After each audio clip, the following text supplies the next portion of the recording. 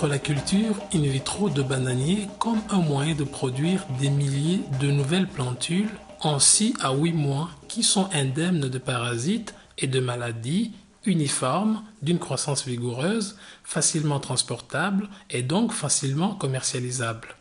La production des plants in vitro est effectuée en une série d'étapes qui sont la sélection des rejets sains et la stérilisation, milieu de multiplication, milieu d'enracinement, durcissement, sevrage et lempotage et certification de l'absence de virus. Sélection d'un rejet sain et stérilisation. De jeunes rejets sains sont sélectionnés des plants mères visiblement sains. Ils sont alors nettoyés en enlevant le sol et les tissus superficiels comme les racines, les gaines et une partie du carme. Le méristème est alors désinfecté au laboratoire. Milieu de multiplication. Le méristème est alors divisé en petits morceaux et planté sur un milieu de multiplication qui permet au méristème de croître plusieurs pouces. Ce processus prend environ 4 semaines en fonction du nombre de plants qu'on veut produire. Avant que le processus de multiplication n'aille plus loin, une portion de feuilles d'une plantule est échantillonnée puis envoyée au laboratoire spécialisé pour les plantes et analysée pour 3 majeures maladies virales qui se produisent en Afrique subsaharienne. Celles-ci sont le Banana Bunch Top Virus, Banana Streak Virus et le virus de la mosaïque du concombre. Les plants testés positifs sont détruits et les plants sains sont retenus et peuvent être réutilisés par les fermiers. Milieu d'enracinement.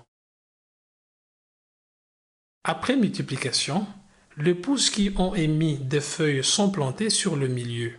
Le milieu d'enracinement permet aux plants de développer des racines pendant une période d'environ 4 semaines. Durcissement, sevrage et empotage. Une fois que les plants ont développé des racines, ils ont besoin d'être durcis avant d'être plantés dans un champ. La première étape est appelée sevrage. Ceci a lieu quand les plants sont enlevés du milieu d'enracinement et plantés dans de petites tasses avec du sol stérilisé et du fumier. Ces tasses sont alors placées dans une chambre humide pour 3 à 6 semaines. La chambre humide protège les petites plantules de l'air sec et des basses températures. Après la chambre humide, les plantules sont mises dans des sacs d'empotage et transférées dans une serre où il reste environ 2 mois. Les plantules sont alors prêtes à être plantées. Les plants sont alors plantés dans un champ propre, sans mauvaises herbes, avec des trous larges de 60 cm et profonds de 60 cm. Les plantules empotées restent plus fragiles que le rejet.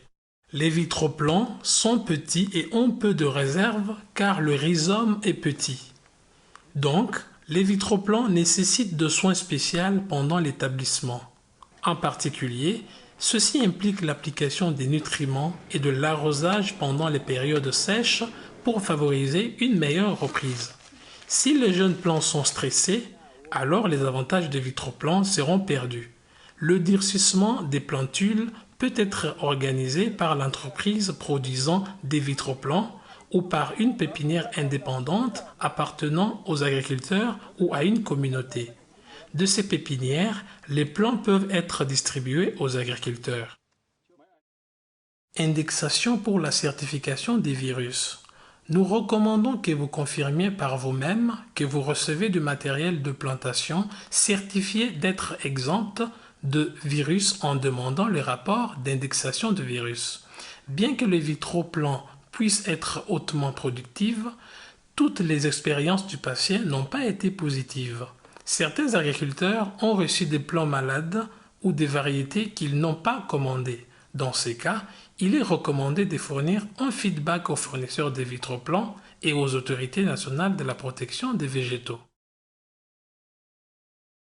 Dans cette vidéo, nous avons vu les procédures de sélection des rejets sains et de la stérilisation pour se rassurer de la santé du matériel de plantation. La multiplication sur des milliers qui permet la production de multiples pousses. qu'après le développement de toutes les racines, les plants sont alors durcis par plantation dans de petites tasses avec du sol stérilisé et du fumier puis gardés dans des conditions humides. Qu'après durcissement, les plants peuvent être plantés mais demandent un soin spécial car les plants ont suffisamment besoin d'eau et de nutriments. Si les agriculteurs trouvent que les plants sont malades ou ont des traits différents de ceux à quoi ils s'attendaient, ils pourraient le communiquer aux fournisseurs des plantules et alerter les autorités nationales de la protection des végétaux.